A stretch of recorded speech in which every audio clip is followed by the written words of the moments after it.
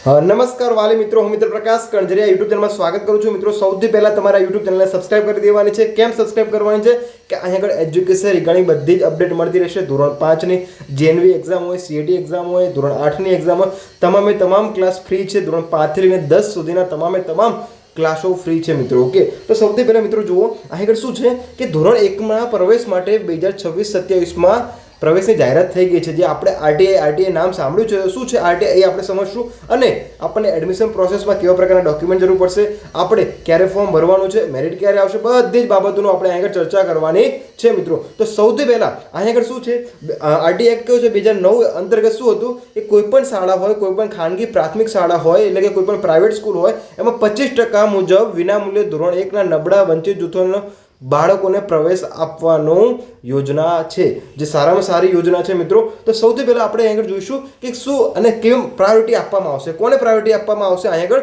તો સૌથી પહેલા મિત્રો જુઓ કે કોને પ્રાયોરિટી મળશે.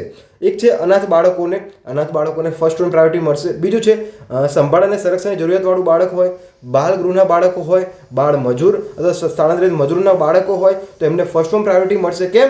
કારણ કે એમની પાસે એઝ વેલ ફી ભરવાની કેપેસિટી ઓછી હોય છે મે બી. ઓકે, ચલો મિત્રો, હવે મંદ બુદ્ધિના જે બાળકો હોય છે એમની પ્રાયોરિટી હોય છે એઆરટી એન્ટી રેટ્રોવાયરલ થેરાપીવાળા હોય છે, ફરજ દરમિયાન શહીદ થયેલા લશ્કરી અને અર્ધલશ્કરીવાળા હોય છે, જે માતા પિતાના એકમાત્ર સંતાન હોય અને તેના સંતાનો માત્ર દીકરી જ હોય તેવી દીકરીને, ધોરણ 0 થી 20 આંક ધરાવતા તમામ કેટેગરી એસસી એસટી ઓબીસી ના બીપીએલ કુટુંબના બાળકોને, મતલબ કે આ લોકોને ફર્સ્ટ ઓન પ્રાયોરિટી રહેશે. ઓકે, એડમિશન માટે ફર્સ્ટ ઓન પ્રાયોરિટી રહેશે. ફોર એક્ઝામ્પલ, હું ગવર્મેન્ટ એમ્પ્લોય હોઉં તો મારા એઝ અ સનને કે એડમિશન માટે થોડુંક શું રહેશે બેટા કે નહીં રહે, એમ પ્રાયોરિટી નહીં મળે એને. ઓકે, ચલો, એ તો આપણે જોઈ લીધું છે, પરંતુ હવે આપણે ઓફિશિયલ વસ્તુ જોવાની છે કે શું છે વસ્તુ, એમ કે જે વસ્તુ છે હવે આપણે જોવાની છે મિત્રો.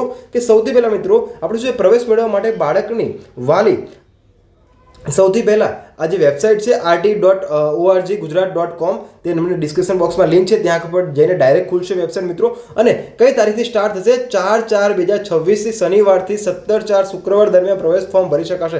ખાસ મિત્રો યાદ રાખજો, 4/4 થી લઈને 17/4 સુધી તમને એડમિશન માટેની તમે ઓનલાઈન અરજી કરી શકશો મિત્રો. ખાસ ધ્યાન રાખજો. આ અંગેની જરૂરિયાત વિગતો જેવી કે અરજી સાથે કયા આધાર પુરાવા, કયા અધિકાર રજૂ કરવાના છે સહિત તમામ વિગતો વેબસાઇટ પર મૂકવામાં આવેલી છે. તો મિત્રો હવે આપણે શું જોઈશું કે હવે આ તમામ વિગતો વેબસાઇટ ઉપર મૂકવામાં આવી છે, એ આપણે જોવાની છે. તો હવે તમે ટેન્શન ના લેતા, આ એક જ ક્લાસમાં તમે બધી વસ્તુ જોઈશો, વેબસાઇટ જોશો, સાથે આરટી શું છે એની પણ માહિતી મેળવશો, અને આખી વેબસાઇટમાં કેવી રીતે આપણે જોવાનું છે બધી વાતો આપણે અહીંયા ચર્ચા કરીશું મિત્રો. અરજદારની જરૂરી આધાર પુરાવા એકઠા કરી ઓનલાઈન અરજી સમય મર્યાદામાં કરી શકે તે પ્રવેશની જાહેરાત અને ઓનલાઈન અરજી કરવાની તારીખ વચ્ચે જરૂરી સમયગાળો રાખવામાં આવેલો છે. એટલે મિત્રો તમારે શું કરવાનું છે કે અત્યારે હાલ બધા ડોક્યુમેન્ટ તમારે સાચવીને રાખીને મૂકી દેવાના છે, અને ફોર્મ ક્યારે ભરવાનું છે? 4/4/2026 થી લઈને 17/4/2026 સુધી શુક્રવાર સુધીમાં ફોર્મ ભરી દેવાનું છે. હવે મિત્રો કે આમાં કયા પ્રકારના ડોક્યુમેન્ટ જોશે, કયા આધાર પુરાવા જોશે, કયો રહેઠાણ પુરાવો જોશે, બધી જ વાતનો આપણે ઓફિશિયલ વેબસાઇટ પર જઈશું અને જોવાનો પ્રયાસ કરીશું મિત્રો. તો સૌથી પહેલાં સમજો કે વાલીઓને ઓનલાઈન ફોર્મ ભરતી વખતે જરૂરી આધાર પુરાવો જેમ કે કયા આધાર પુરાવા હોવા જોઈએ?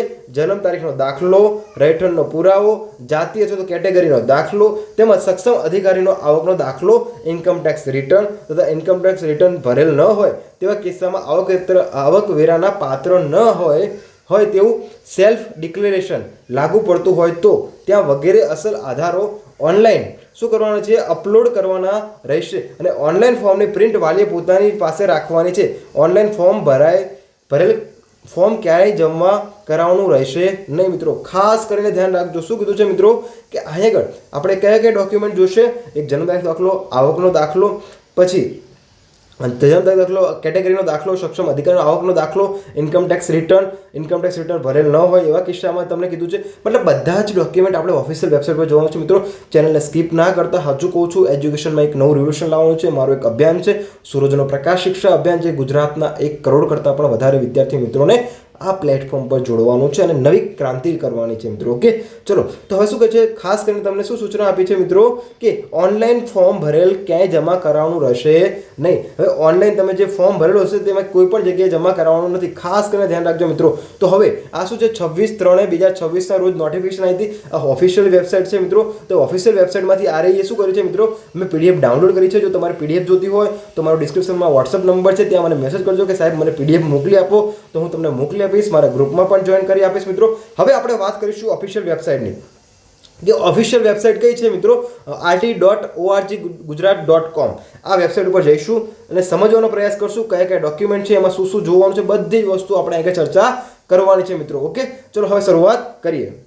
તો મિત્રો આગળ અત્યારે હાલ કોઈ નેટવર્ક ઇસ્યુના કારણે અહીં આગળ આ સાઇટ ખુલતી નથી, જે વેબસાઇટ છે આરટીઆઈની ખુલતી નથી. તો હું ચોક્કસથી આના પછીનો જે પણ વિડીયો હશે હું તમને ડિસ્ક્રિપ્શન બોક્સમાં આપી દઈશ લિંક, અને સાથે કેવી રીતે અહીં આગળ આપણે ફોર્મ ફિલઅપ કરીશું, કેવી રીતે આપણે ડોક્યુમેન્ટ જોઈશે, બધી જ બાબતો જોઈશું. પરંતુ તે હાલ આ સાઇટ ખુલ્લી નથી, નહીં તો તમને અત્યારે હાલ જ દેખાડી દે મિત્રો, એરર આવે છે.